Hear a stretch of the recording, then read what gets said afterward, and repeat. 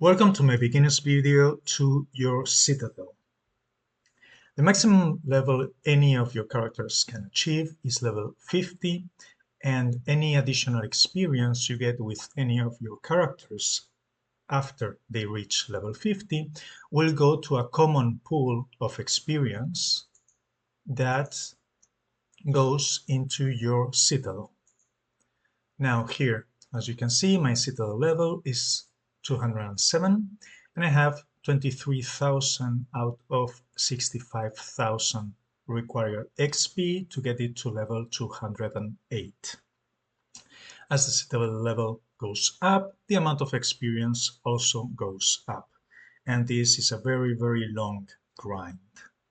For reference, if you farm experience by doing high-level season fights, the maximum level of the enemies in those fights is 101, and the maximum base amount of experience you can get in one fight is 230. However, that number can be boosted if you have additional experience bonuses from your attributes. But as you can see, yeah, after level 200, it starts slowing down, and the higher you go, the more it slows down.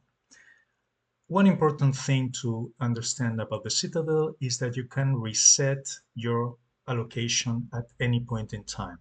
The first reset is free. Any additional resets after the first one will cost you 300 gems, which is not a huge amount. So don't be too fearful. Any allocation you make here is not permanent. You can change them later for a reasonable price. There are a total of 7 categories, which are offense, defense, and the 5 elements. So ice magic, poison magic, fire magic, light magic, and dark magic. Every time you get one level, you will get 1 point in one category. This goes in order. So the first level will give you 1 point in the offense category. The second level will give you 1 point in the defense category. The third level, ice magic, and so on and so forth.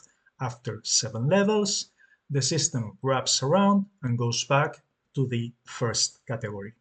Right now that my Citadel is level 207, I have 30 points in the 4 first categories, as you can see here, and 29 points in the 3 last ones, which means that at level 208, I will get 1 point in the fire magic category. So let's talk about the different options you have in each category. And again, remember that you can reset this at any point in time. For the offense category, I've talked about starting mana in many videos. I'm not going to repeat myself. Just remember that this not only affects your color spells, but also your ultimate spell. So if your build relies on using your ultimate spell as soon as possible, this all starting mana is very useful. A lot of veteran players like to put their points in power to increase damage when their builds already have enough starting mana. But me, I have multiple builds. I like to make this video showcasing different options, so I like to have all starting mana for all my builds at once. The second category, defense. Armor is the most important option, in my opinion, because first of all, you're going to have more armor from your equipment than hit points. Vitality directly affects your hit points. Hit points are vitality multiplied by 10. And your resistance is also important if you're facing high-level enemies.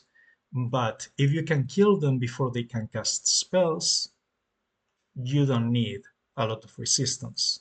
So in my opinion, armor is the most important choice in the 3 categories, because on round 1, after you make your first move, your enemy will always hit you with a physical attack, except when you're running events with spell rush, but that's a very niche, very small thing to worry about.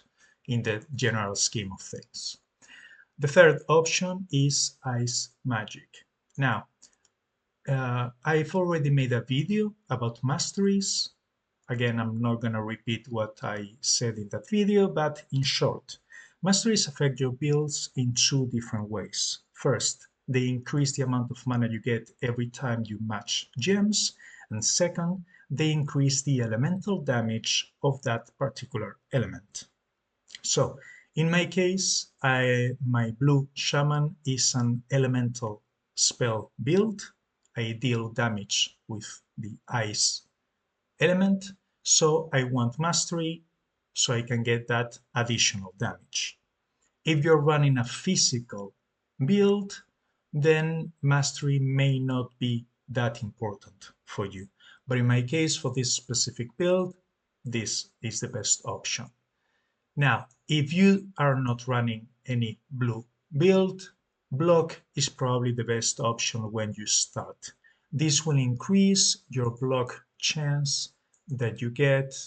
For example, here with this character, I have a 47.3% block chance, which is actually 77 because I'm using a guard shield that increases the block chance by 30% on turn 1.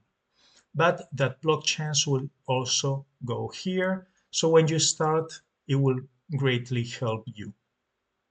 Note that it only increases the block chance, not the block damage reduction. This also depends on your shield type and quality, and also your attack scroll and other factors. But as I said, I think block is the best option. Once you have maximum block chance, and if you don't need Ice Mastery, then probably increasing your health is a good option for you. Next is Poison Magic. Again, if you're running an elemental build with poison, go with the mastery. If you're running a physical build, the best option is the critical hit damage. Your critical hit chance, if I remember correctly, increases by 0.2% per point here. So it's a very, very small amount. If you put 50 points here, you will only get 10% critical hit chance.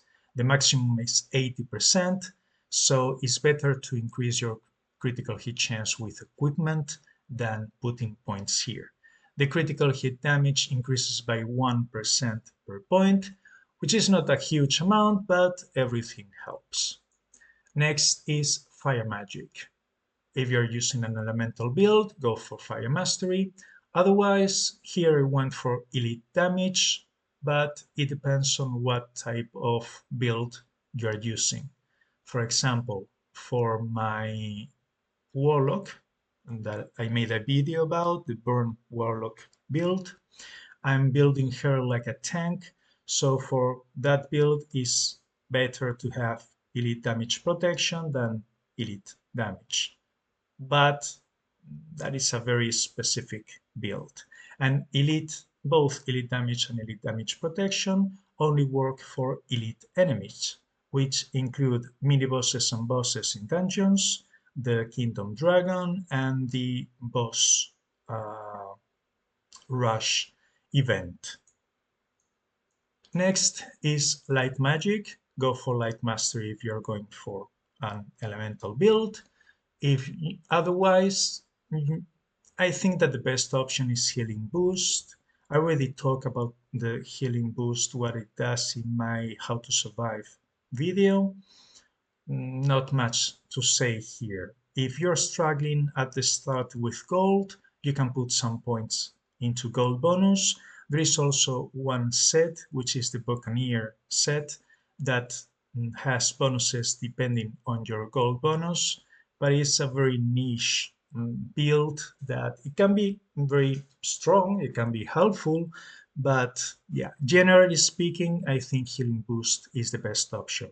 This will increase your armor, hit point, and resistance gain anytime you use a spell or you match one column or you use certain bonuses from equipment. so it's a good defensive option.